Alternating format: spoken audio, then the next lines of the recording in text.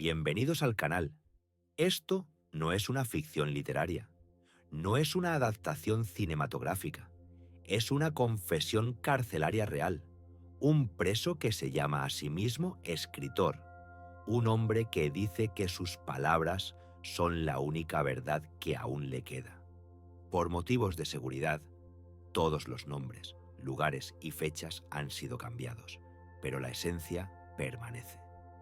Esta historia trata sobre la pasión, la venganza y el orgullo que se convirtió en tragedia, y tal vez sobre el deseo más peligroso de todos, el deseo de ser comprendido. Suscríbete, dale un me gusta y deja tu comentario, porque esta historia te hará dudar de todo lo que consideras real. Me llamo Gabriel Roa. Cumplo mi condena en la prisión federal de Monluzar, entre concreto, silencio y revisiones diarias de mis horrores en las páginas de una vieja máquina de escribir que le pedí prestada al bibliotecario. Ellos dicen que soy un asesino. Yo digo que soy un escritor. No estaba preparado para que me recordaran no por mis líneas, sino por la soga al cuello de otro hombre. Todo comenzó el 2 de diciembre, no este año, claro. Entonces, la nieve aún era real, de esa que cruje bajo los pies como el cabello canoso de una madre olvidada. Los pescadores sacaron un cuerpo del río San Lorenzo. El rostro ya no era humano, pero las manos estaban atadas de la misma manera que yo había descrito antes, mucho antes, en las páginas de locura. Se llamaba Daniel, tenía una agencia de publicidad y una confianza en la mirada. Hombres como él eran los que Sofía amaba, y ese fue su maldición. La policía no entendió de inmediato que no buscaban a un ladrón ni a un maníaco. Me buscaban a mí, sin siquiera saber que existía. Pero la muerte de Daniel fue escrita mucho antes de que muriera, escrita por mí. A menudo pensaba, si no hubiera tenido esa voz que hacía reír a Sofía, si no hubiera estado bajo la lluvia con una rosa frente a su edificio, si no le hubiera leído en voz alta, tal vez nunca habría comenzado esta historia. Pero él hizo todo eso. Cuando lo vi por primera vez, en los ojos de ella, no en persona, ya sentía que sería mi antagonista, no un enemigo, un verdadero héroe de mi lado oscuro. Me decía a mí mismo que solo observaba, que solo analizaba, pero la verdad no se puede disfrazar por más tiempo que un manuscrito. Ellos decían que era un asesinato macabro. Yo decía que era literatura. Cuando identificaron el cuerpo, el revuelo llegó hasta los periódicos. Pero la policía seguía a ciegas. Daniel no tenía enemigos, no tenía deudas, solo un rival invisible, un escritor sin editorial. Y yo observaba todo como un director en un ensayo, paciente, frío, profesional. No lo maté con mis manos, lo maté con palabras. Primero fue la escena, luego la estructura, después la acción, y solo entonces la realidad. Pero nadie lo notó, no en ese momento. La policía buscaba huellas, motivos, testigos, buscaban a un depredador que dejara un rastro de sangre, pero yo no dejé sangre, solo tinta. Y cuando salió mi novela, un pequeño libro con una portada que olía a imprenta y soledad, ni siquiera imaginaba que sería ella la que se volvería contra mí. O tal vez sí lo imaginaba, porque dentro de cada uno de nosotros vive un juez. El mío cayó demasiado tiempo. Mi novela se llamaba Locura. No era un intento de exponer al mundo o decir algo nuevo. Era algo completamente distinto. Un deseo de ser escuchado, incluso si tenía que gritar entre los muertos. Yo mismo la envié a 15 pequeñas editoriales, pero solo una respondió. Un pequeño taller independiente en Montreal. Publicaron mi obra en una edición limitada, 180 ejemplares, y creí que nadie los leería, hasta que uno cayó en las manos de James Mackenzie. No sabía quién era entonces, Solo un hombre con un sombrero de ala ancha que compró mi novela en una librería de segunda mano cerca de la estación. La leyó 2 veces, tal vez 3, y algo en él se removió. No era ingenuo, no creyó en simples coincidencias. Su mente, entrenada para descifrar secretos humanos, notó lo que debía notar, lo que yo mismo quería que notara. En el capítulo 8 describí una escena. Un hombre con un abrigo gris, atado con un cable telefónico, con una soga al cuello. Lo arrojaron al agua oscura, tras haberlo silenciado por miedo, no por una mordaza. Y lo principal, la frase, todavía respiraba cuando el agua lo acogió. No era ficción, era una confesión disfrazada de alegoría. Mackenzie contactó a mi editor. Este le dio una copia del contrato, la correspondencia electrónica. Todas las pistas conducían a mí, y yo aún creía que no me atraparían. Me llamo Gabriel Roa, y soñaba con pasar desapercibido. Pero la policía encontró detalles que no deberían haber estado en las páginas de una novela. Por ejemplo, la peculiaridad del nudo en las muñecas de la víctima. No era un nudo común, era un nudo de tensión trasera, que estudié en la página 19 de un manual de supervivencia en línea. Lo busqué porque quería realismo en el texto. Al menos, eso me dije entonces. En mi computadora había un historial de búsqueda. ¿Cuánto tarda un cuerpo en descomponerse en agua a más 3 grados? La búsqueda se hizo una semana antes de la desaparición de Daniel. Dije que era para una novela, pero incluso yo sentía que las paredes se cerraban. Me buscaron no como asesino, sino como autor. No me arrestaron de inmediato, esperaron, observaron. Como yo observé alguna vez a Sofía y Daniel en el parque, tomados de la mano, como actores en una obra barata sobre la felicidad. Sofía. Ella nunca entendió que no escribía sobre otros. Siempre escribía sobre ella. En cada mujer de mis libros estaba ella, con otros nombres, otras biografías, pero los mismos ojos, los mismos gestos y al final las mismas traiciones. Cuando ella se fue, no la detuve. Solo abrí un nuevo documento en mi portátil. Ella no sabía que ya se había pagado por ella. Escribí. Y tal vez esas palabras fueron la primera gota en el mar que nos engulló a todos. No quería sangre. Quería atención, fría, objetiva, atención del lector. Pero resultó que algunos libros no los lee un crítico literario, los lee un juez. Y él fue severo, sabía que vendrían, lo sentía en las miradas de los extraños, en las cafeterías, en cómo dejaron de llegar las cartas, en cómo el editor, de repente, se volvió silencioso, aunque antes se emocionaba con cada comentario en Internet. No me traicionaron los testigos, no me traicionó el lenguaje corporal, me traicionó la mujer que escribí, Sofía. Ella nunca leyó mis borradores, pero estaba en cada uno de ellos. Le di historias que no vivió, pero podría haberlo hecho. La despojé hasta la última palabra, a veces hasta el último dolor. Nos conocimos en la universidad. Yo era asistente de filosofía. Ella estudiaba retórica. Yo era 5 años mayor. Ella era más luminosa que toda una vida. Su risa era la música que nunca aprendí a no escuchar. Estuvimos juntos 6 años.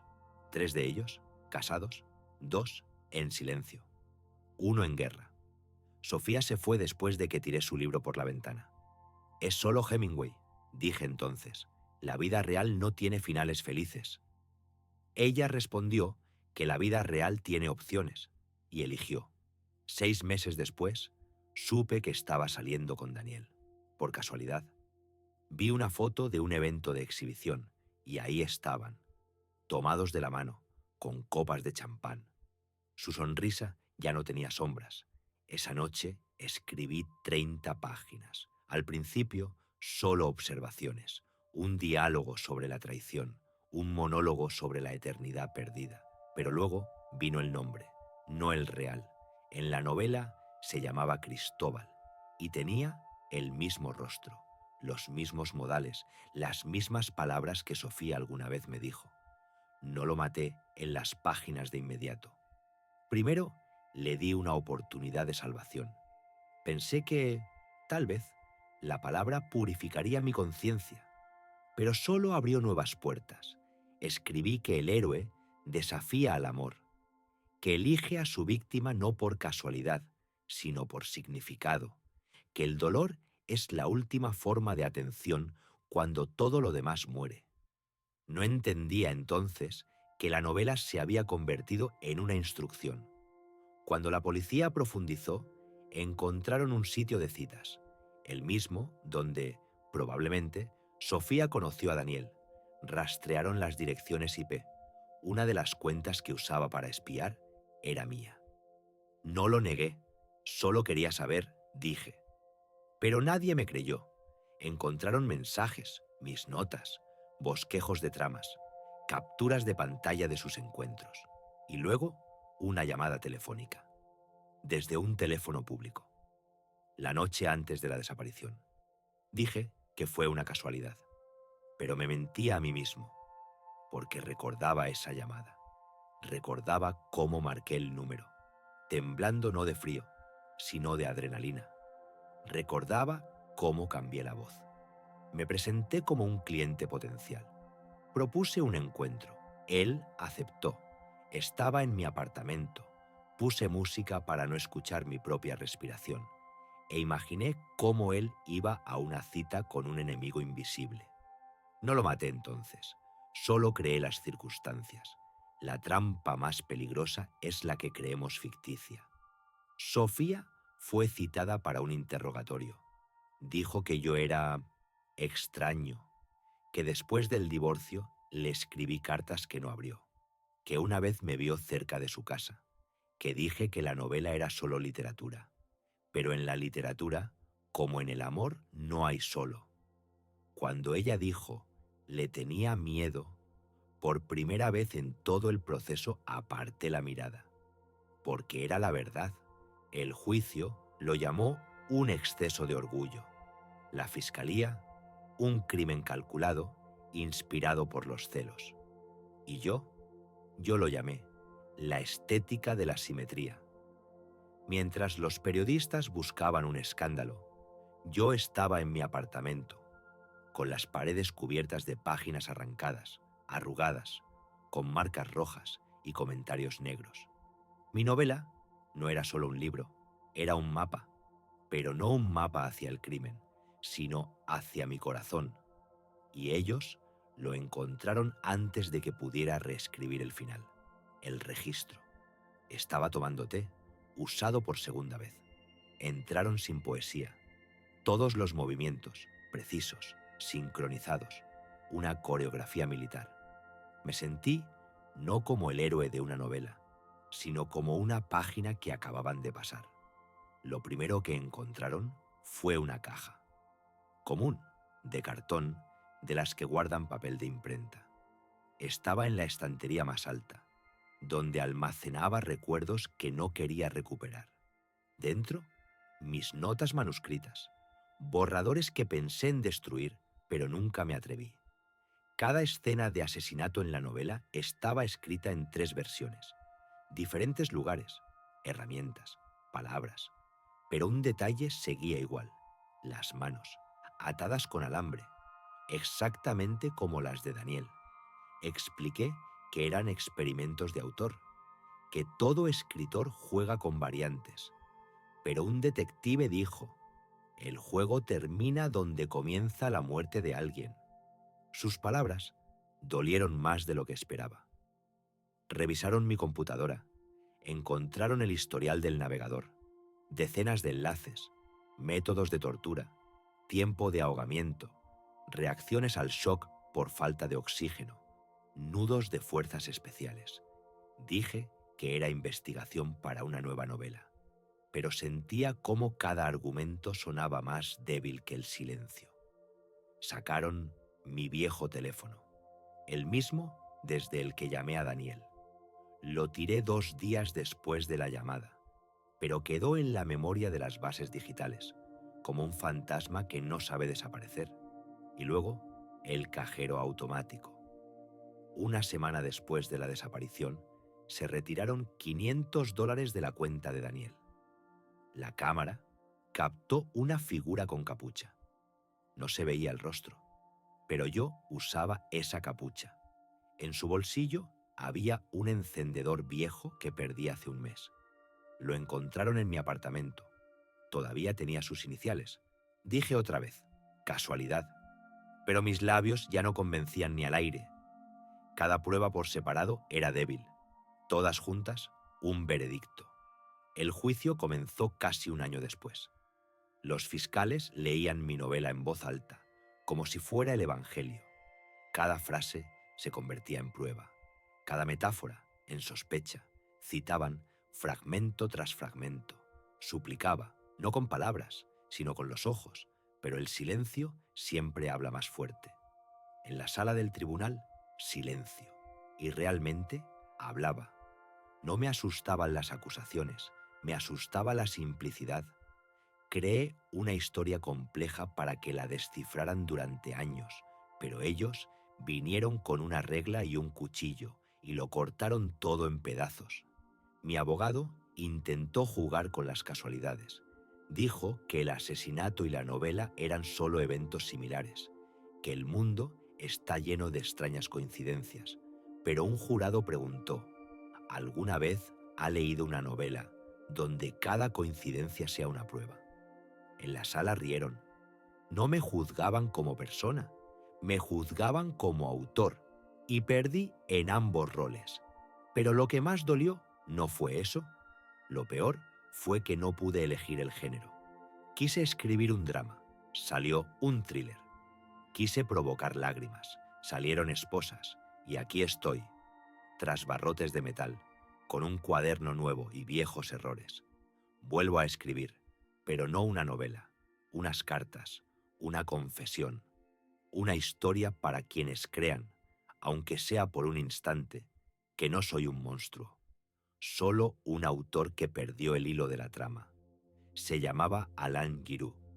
No era un abogado brillante, no usaba trajes caros, no hablaba fuerte, pero tenía los ojos de alguien que había visto todas las caras de la verdad, incluso las que no tenían luz.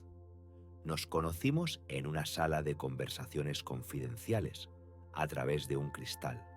Sostenía mi novela en las manos. Nunca había visto a nadie leer Locura con tanta atención. ¿Realmente quieres defenderte solo?, preguntó en lugar de saludar. Me encogí de hombros. ¿Qué me queda por defender? Si eres un autor, entonces tienes algo. Fue una alianza extraña.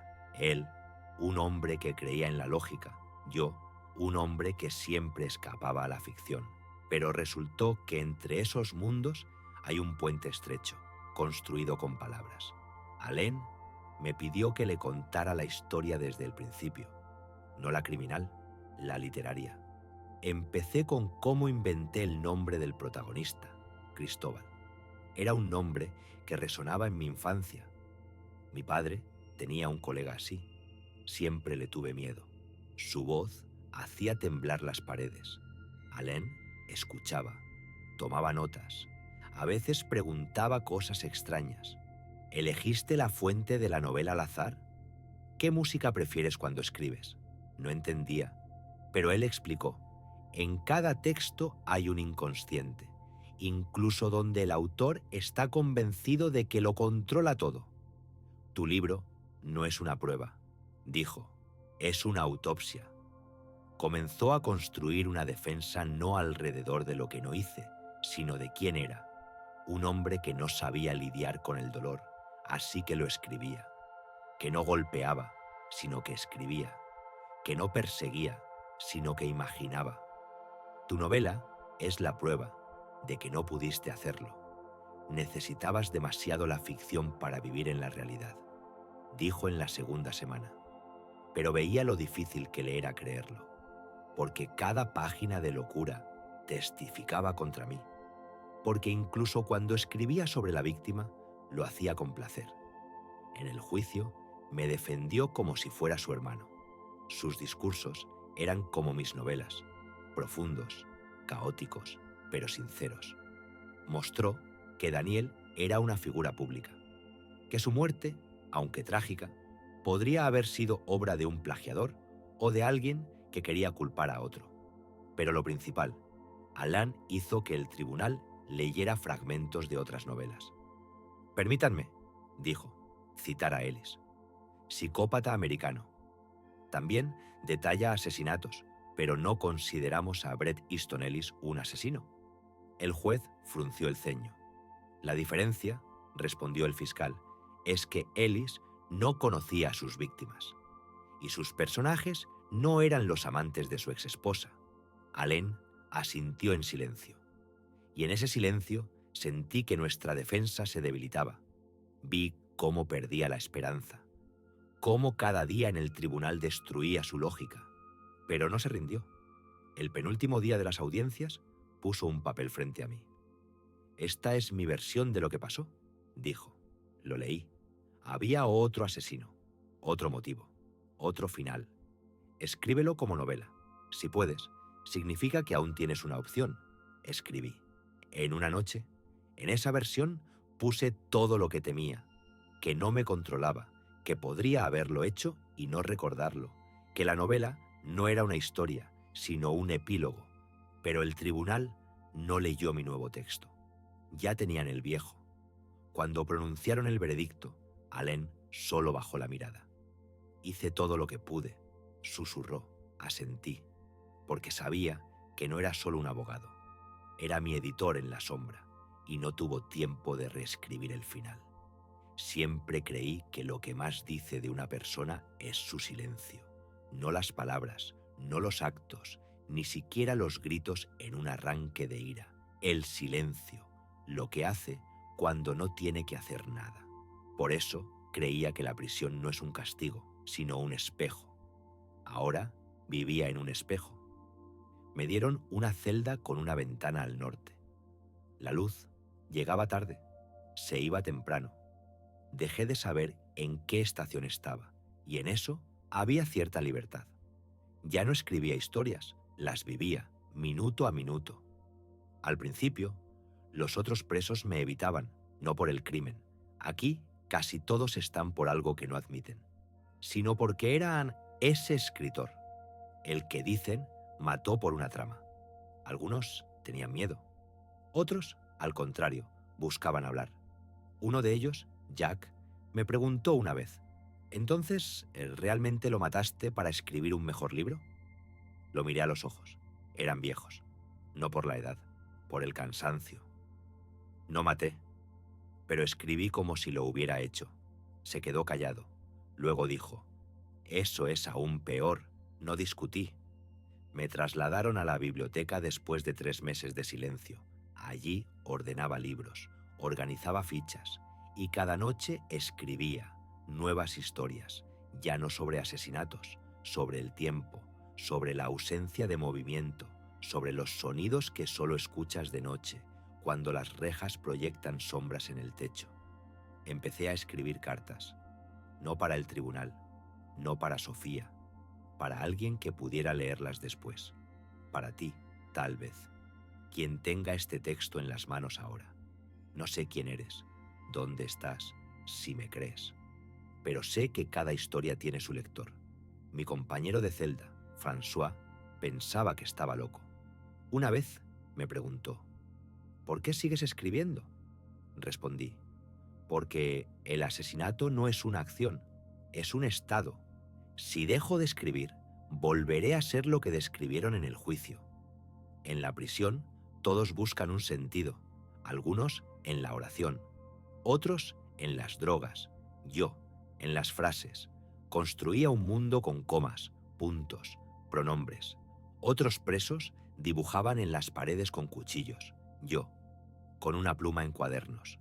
Una vez por semana recibía cartas, anónimas, unas maldiciones, otras apoyo, pero había una que se repetía cada mes. En ella, un fragmento de mi novela, siempre el mismo. No sé qué es la culpa, pero sé cómo huele. y nada más. Pensé que era Sofía, o Alain, o alguien que, como yo, buscaba sentido en las palabras. Un día dejé una hoja en la biblioteca. En ella, solo una pregunta. ¿Y si todo esto no fuera ficción, sino un recuerdo? A la mañana siguiente, en el reverso, apareció una respuesta. Entonces vives en el pasado, como un pez en una pecera.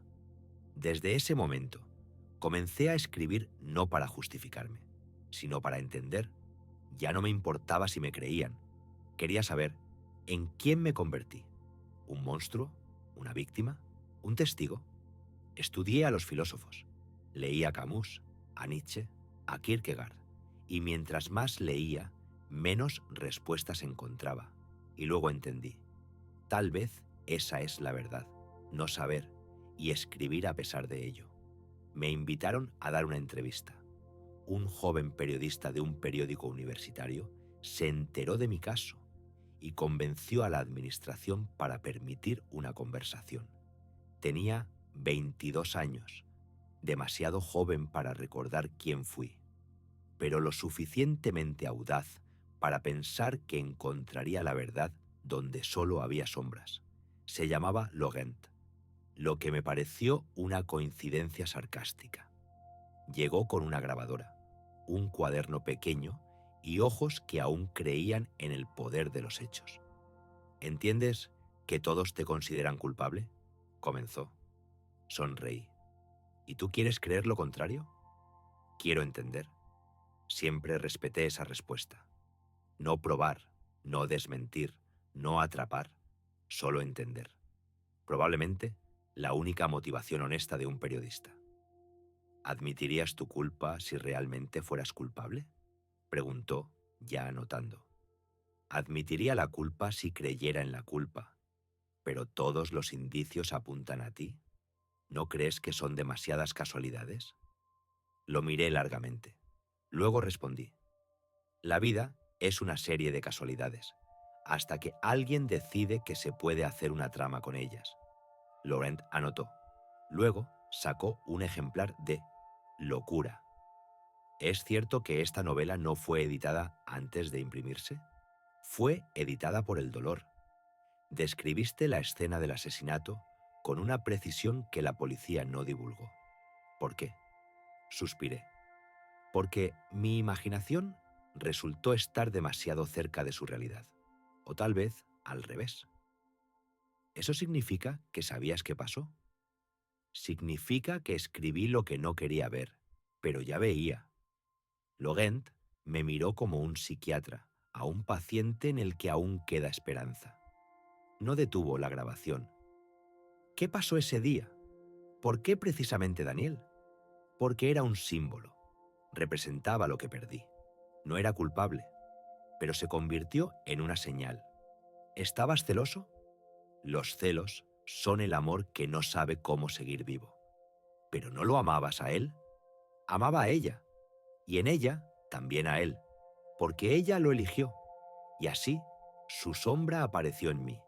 Se quedó callado. La grabadora cayó. Solo el bolígrafo susurraba. ¿Qué le dirías a su familia? Nunca tomen un libro como una instrucción, y nunca tomen un veredicto como la verdad. ¿La verdad es lo que dices ahora? La verdad es lo que nadie quiere escuchar. Después de la entrevista, no se fue de inmediato.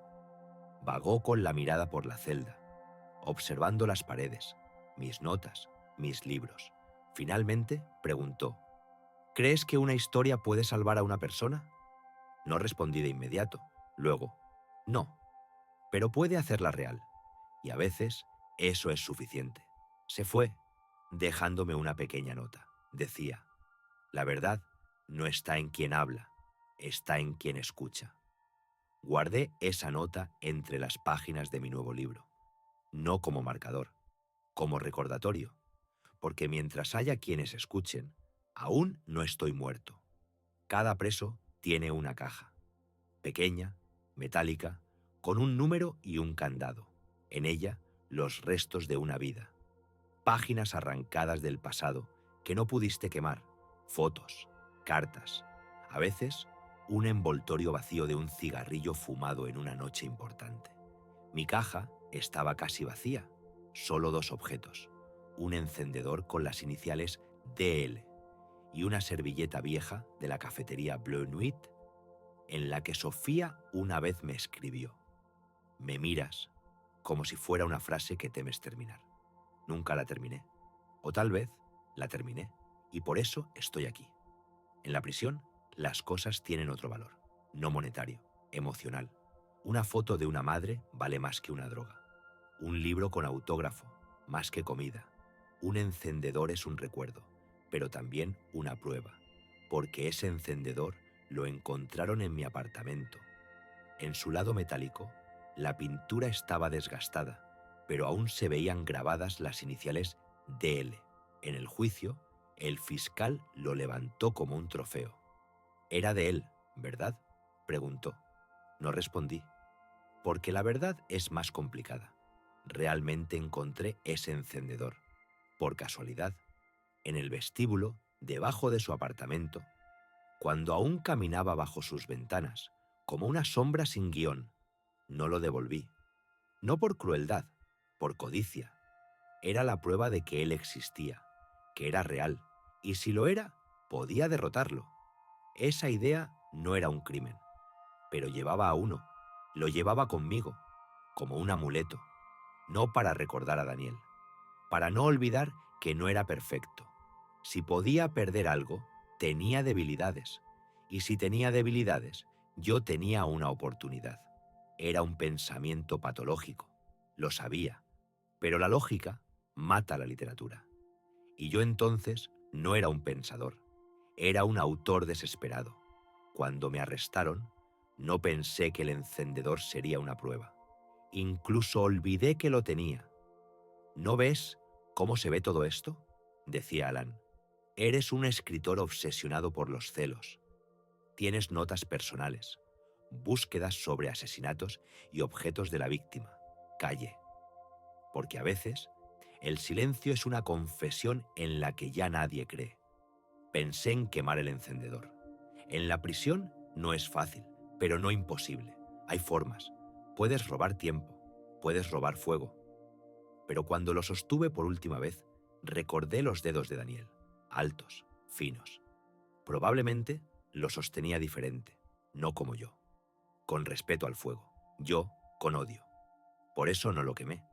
Lo guardé en la caja y cada semana la abro, no como símbolo de culpa, sino como la única cosa que aún no se ha quemado en mí. El juez era un hombre con un rostro al que incluso los culpables creían. Su voz era tranquila, firme, pero sin piedad.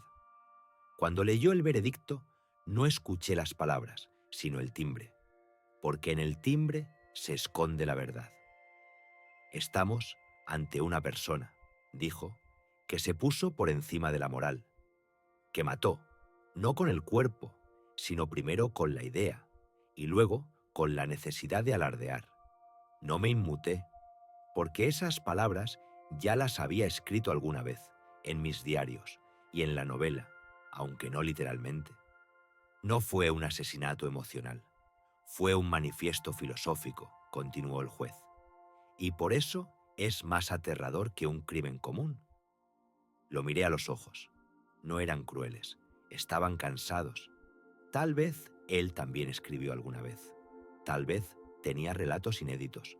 Tal vez sabía qué es el dolor que escondes en las comas de las letras.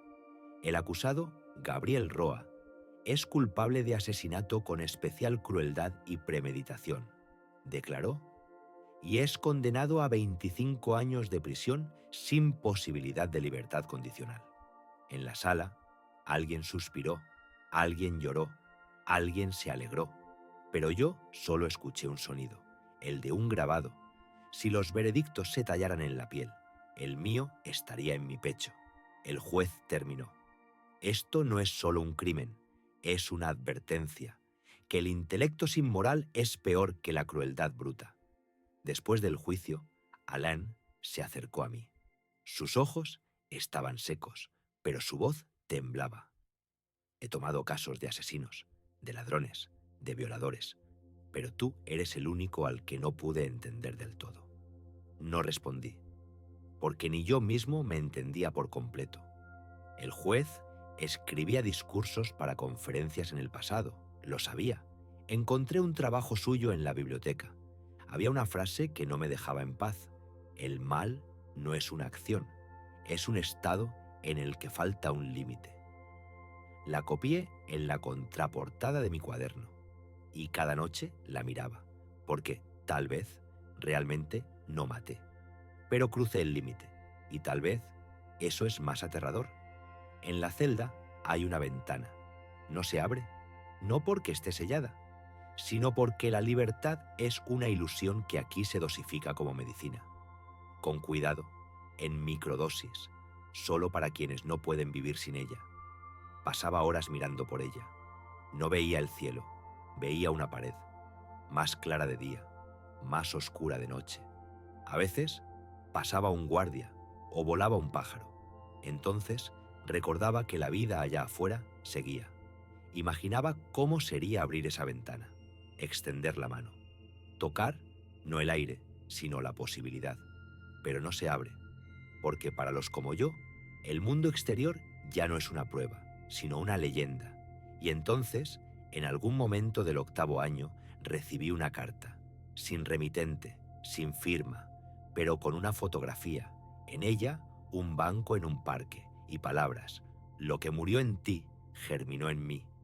No entendí de inmediato, pero al leerlo por segunda vez pensé que era ella, Sofía. No me había escrito una palabra desde el veredicto. Sus abogados hicieron una declaración oficial. La señora no desea ningún contacto. Lo respeté. Y ahora, en silencio, me enviaba un árbol. Imaginé cómo ella se sentaba en ese banco. Tal vez sola, tal vez con alguien, tal vez con un niño, tal vez con mi historia en la memoria, como una mancha en el rostro que no se lava. Respondí, a través de la ventana. Pegué un pedazo de papel en el cristal, en el que escribí: nunca supe inventarte, solo intenté recrearte. Fue un gesto, no dirigido a nadie, pero tampoco casual. Esa noche volví a abrir Locura. Releí la escena que se convirtió en mi veredicto y por primera vez lloré. No porque me arrepintiera, sino porque, por primera vez, vi que ella no estaba allí, solo una imagen hecha de fragmentos de mi dolor. Sofía nunca fue un personaje, era una lectora, y yo le di una novela envenenada. A la mañana siguiente le escribí una carta, no para enviarla, solo para que las palabras tuvieran un lugar. Fuiste un espejo en el que miré demasiado tiempo, y por eso vino a ti, sino a mí, distorsionado, solitario, enfermo de mi propia verdad.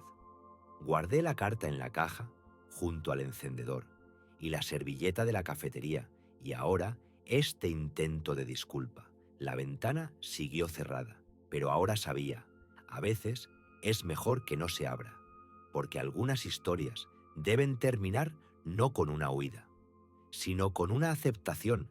Se llamaba Stefan, era silencioso, demasiado silencioso para una prisión. No maldecía, no jugaba cartas, no traficaba cigarrillos. De día trabajaba en la lavandería. De noche se sentaba junto a una ventana que tampoco se abría. No hablamos durante casi medio año. Solo nos saludábamos con un gesto al cruzarnos en el pasillo. Pero una noche, cuando todos ya dormían, preguntó: ¿realmente escribiste un libro por el que te encerraron? Asentí. ¿Lo escribiste antes o después? Esa sigue siendo la pregunta, respondí. Sonrió, no como suelen sonreír aquí. De otra manera, en silencio, con amargura. También escribí algo alguna vez, dijo. ¿Qué? ¿Cartas? A una madre que nunca tuve. Esa noche hablamos durante horas, sobre textos que nadie leyó, sobre frases que se desvanecen en el aire como vapor, sobre la prisión, no la de concreto, sino la interna. Stefan tenía la mirada de alguien que ya no busca una salida, pero aún necesita a alguien que lo entienda.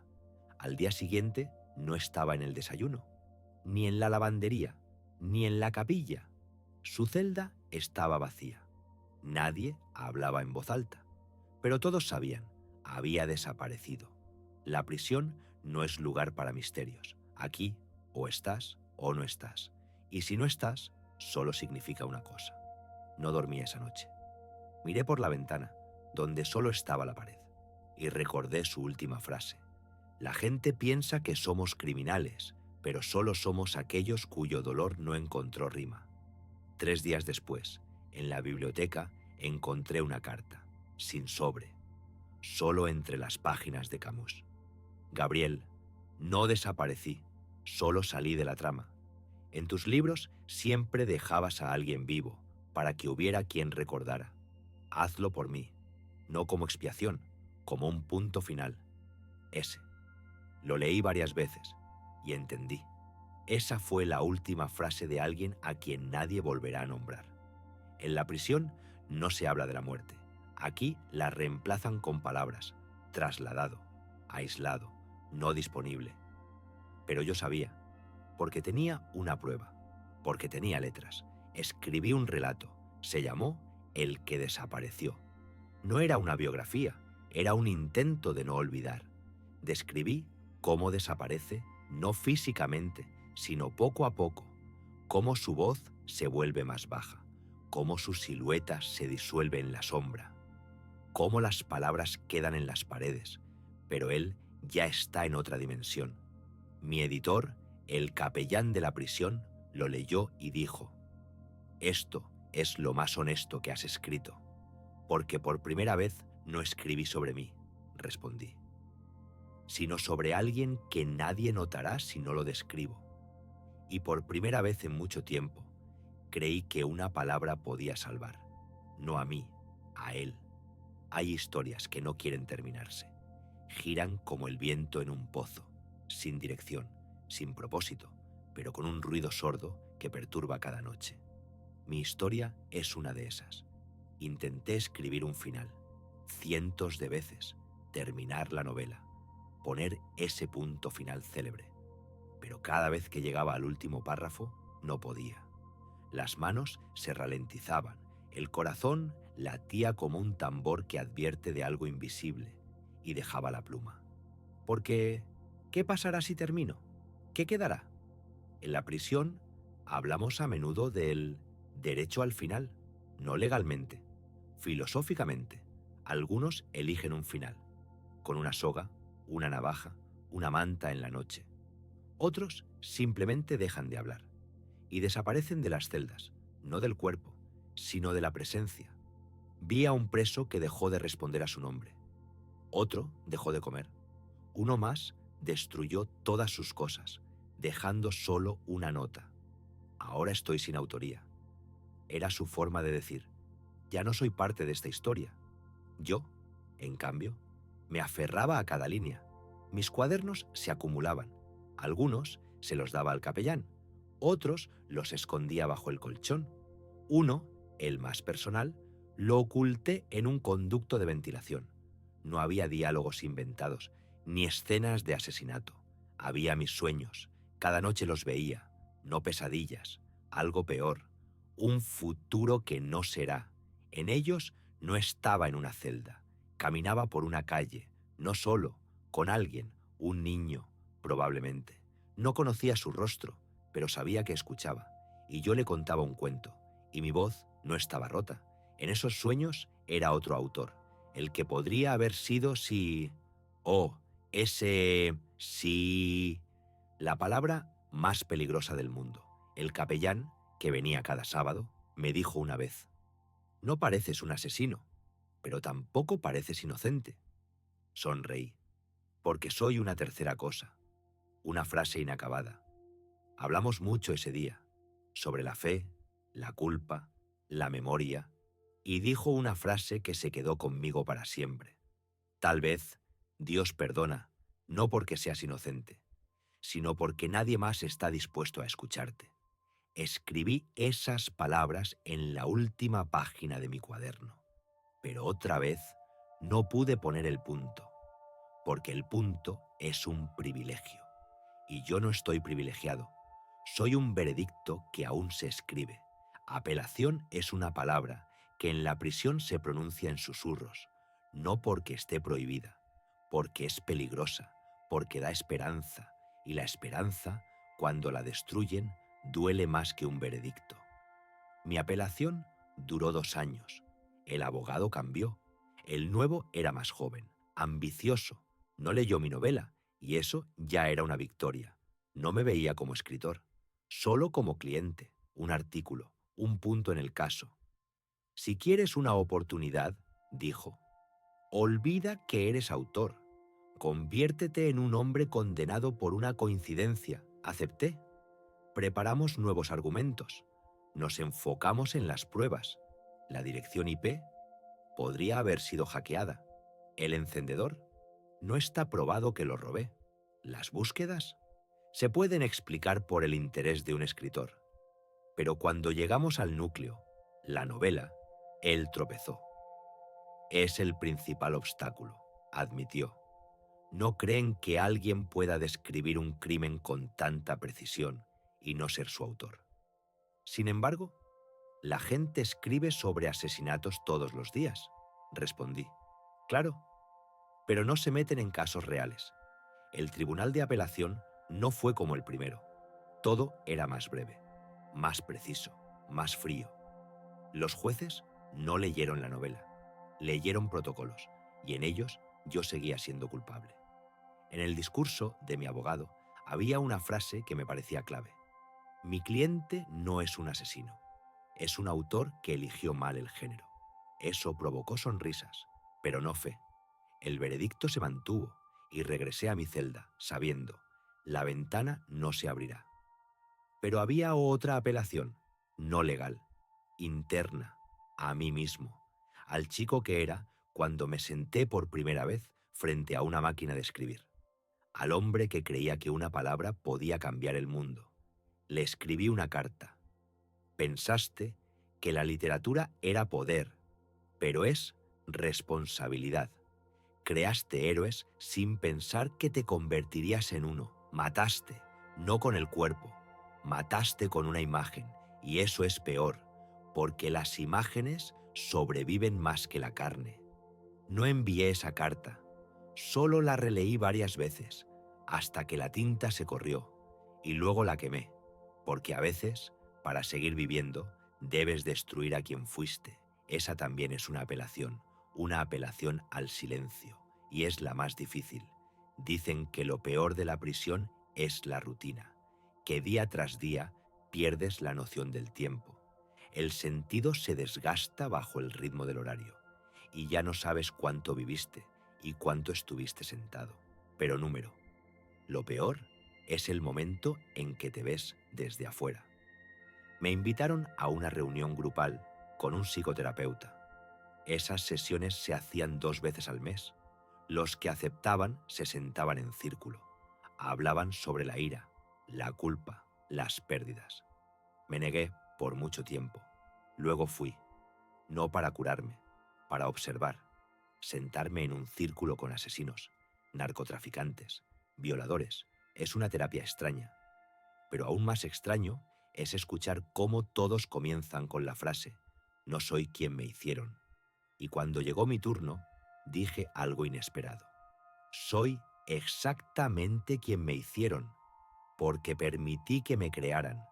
El psicoterapeuta, un hombre de unos 50 años con un rostro sin emociones, levantó la mirada. ¿Qué quieres decir? Permití que el dolor se convirtiera en mi editor. Y con el tiempo, en mi director. Él me escribió, escena por escena, y no lo detuve. Después de esa sesión, uno de los participantes se acercó a mí, pequeño, nervioso, con una voz que temblaba incluso cuando callaba. «Leí tu novela», dijo. «Escribiste sobre el crimen como si fuera una oración. No sabía si era un cumplido. Pero al final no entendía a quién temías más, a ti mismo o a ella.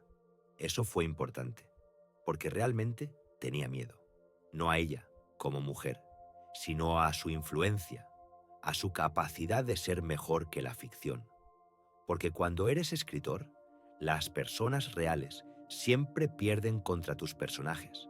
Y cuando amas, las mujeres ficticias empiezan a envidiar a las reales.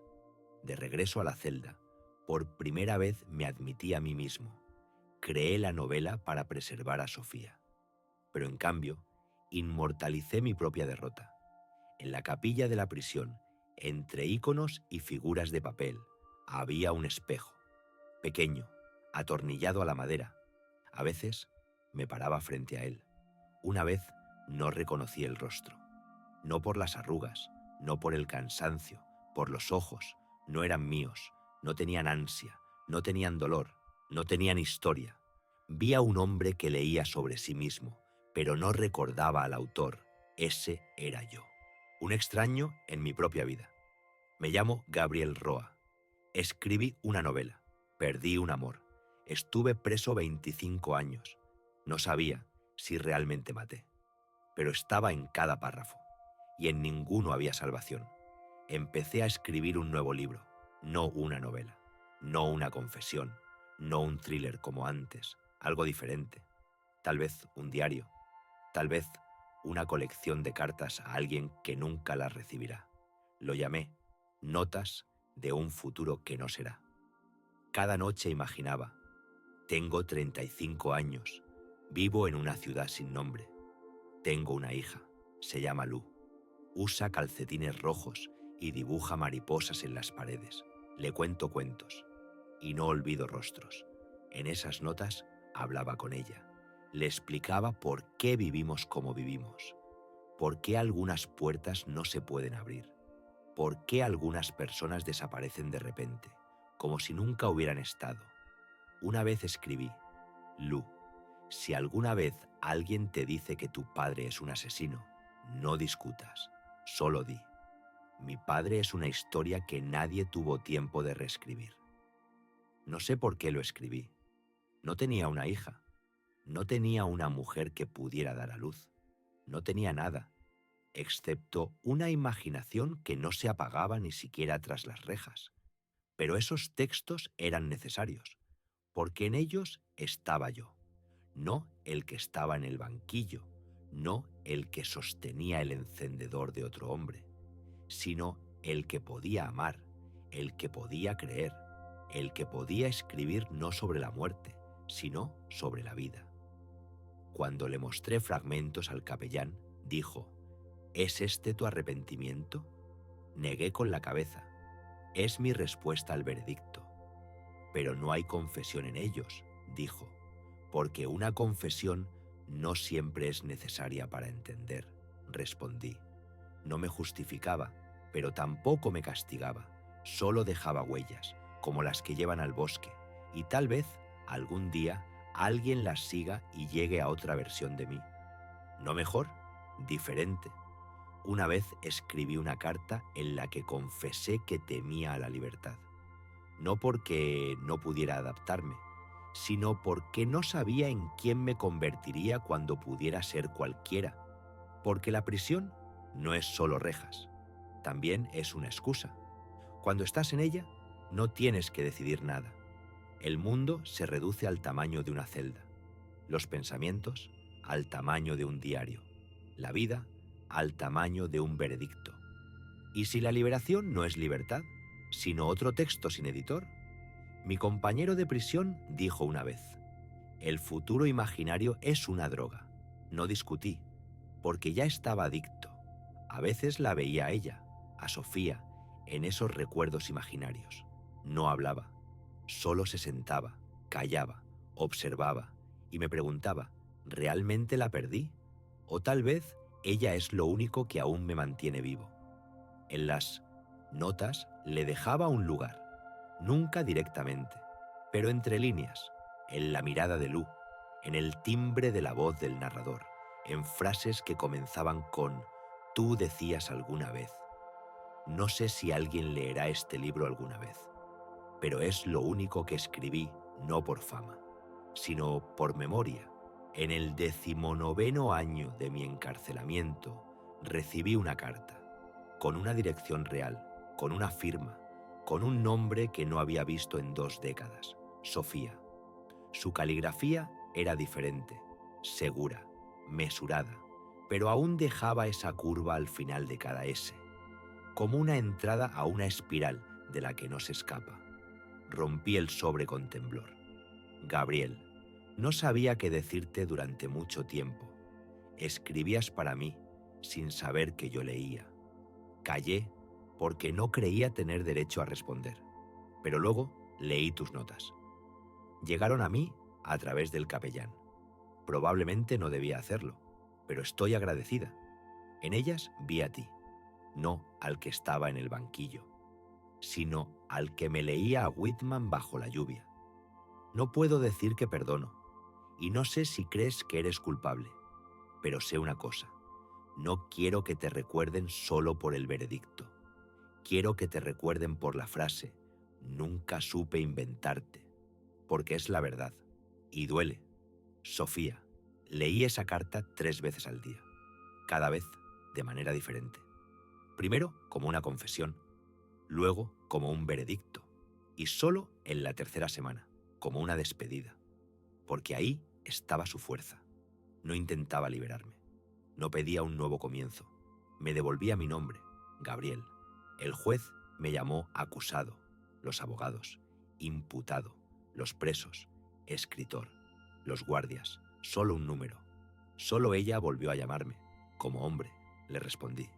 Sofía, no sé si esto es una conversación real o el último monólogo entre dos personas que ya no se ven, pero estoy agradecido, porque ahora sé, existo, no como personaje, no como sombra, sino como aquel a quien recordaste por su nombre.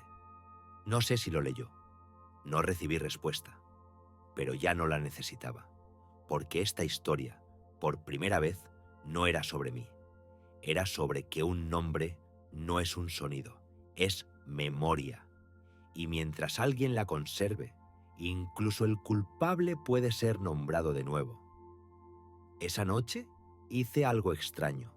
Volví a firmar mi manuscrito con mi nombre completo, no con iniciales, no con un seudónimo, no con un número, solo Gabriel Roa, hombre. En la prisión no hay campana, no hay discursos solemnes, nadie lanza gorras al cielo, pero hay algo inconfundible: el día en que dejas de ser parte de este sistema. Mi condena terminó. 25 años, 9.132 días, conté, porque en las palabras, como en los números, hay lógica, y buscaba algo en lo que apoyarme cuando la realidad se tambalea. Me llamaron a la administración. «Recoge tus cosas», dijo el oficial. «¿A dónde?» «A la libertad». «Libertad». No pronuncié esa palabra en voz alta, porque es como el nombre de un muerto. Se lleva en el corazón, no en la lengua. Me dieron ropa de civil, un suéter viejo, pantalones que no encajaban y una bolsa de plástico pequeña. En ella, la servilleta con el escrito de Sofía, el encendedor con las iniciales DL y un cuaderno. Notas de un futuro que no será. «¿Tienes a quién llamar?», preguntó el oficial. Negué con la cabeza. «¿Nadie te espera?» «Tal vez, en algún lugar, pero no aquí». Las puertas se abrieron y di el primer paso afuera. El mundo era diferente. El aire más pesado, los sonidos extraños, la gente caminaba rápido, sin mirar. Y nadie me reconoció. Nadie reconoció al escritor, al asesino, al héroe de los titulares. Era anónimo. Por primera vez, de verdad. Me senté en un banco frente a la estación y no sabía a dónde ir. No tenía un plan, ni siquiera una dirección. Solo un pensamiento giraba en mi cabeza. ¿Qué haces con una historia que ya nadie quiere leer? Abrí el cuaderno y escribí: «Este es el fin, pero no el final, porque el final es cuando sabes qué decir, y yo solo escucho». Y en ese momento escuché. A mi lado se detuvo un coche. Bajó una mujer, no Sofía, otra, joven, pero con algo familiar en los ojos. «¿Eres Gabriel?», preguntó. Asentí. «Te dejaron esto». Me dio una carta, blanca, sellada. «Escribiste que no te esperaban, pero yo esperaba, porque no toda historia tiene que terminar en soledad. Lu». Me desconcerté. No sabía quién era, de dónde, por qué, pero la firma, Lu, yo la inventé, la dibujé, escribí sobre ella, y ella se hizo real. La mujer subió al coche y se fue, sin explicaciones, y yo me quedé sentado, y finalmente entendí.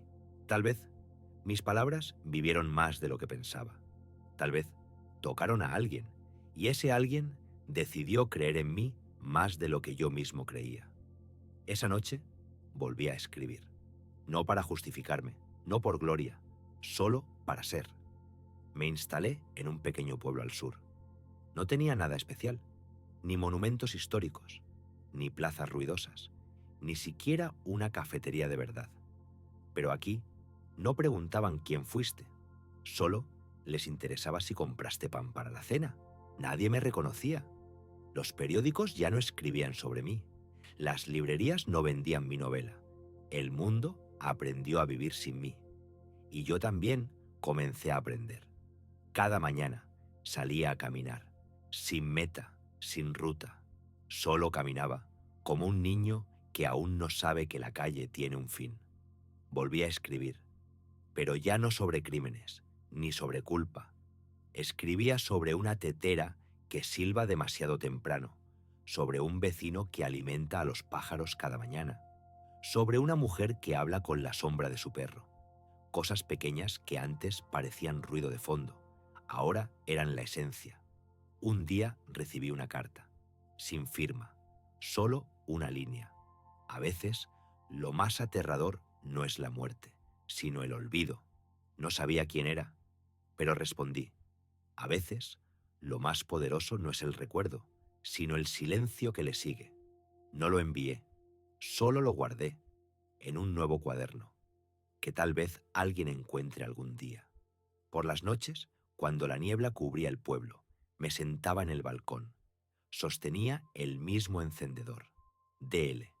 Ya no sentía nada por él, ni culpa, ni rabia, ni significado. Se convirtió en una cosa, solo una cosa. Y eso fue una liberación maravillosa. Con él quemé una hoja, la primera versión de Locura, la que nunca se publicó, la que aún no tenía los detalles que convirtieron la novela en un veredicto. El papel ardía lentamente, las letras desaparecían, convirtiéndose en humo. Observé cómo se desvanecía mi voz antigua. Cuando todo se consumió, cerré los ojos, y por primera vez en muchos años me sentí más ligero. No sé quién leerá esta historia, tal vez nadie, tal vez tú. Quien escuchó, leyó, llegó hasta la última línea. Si es así, que sepas, no busqué justificación, busqué comprensión, no intenté parecer bueno, solo quise que la verdad respirara. Porque la verdad no siempre se puede gritar. A veces hay que susurrarla, como lo hace un preso, a la pared, a la sombra, a ti. Esta fue una historia real. La historia de un hombre que nunca supo terminar una frase sin dolor, que no sabía si era un asesino, un autor o solo alguien a quien nadie escuchó a tiempo. Si esta historia te tocó, dale un me gusta, suscríbete y deja un comentario. Nos importa saber que la verdad aún tiene voz, aunque sea en silencio. Recuerda, todos los nombres y lugares fueron cambiados por razones de seguridad. Volveremos con una nueva confesión muy pronto. Hasta la próxima.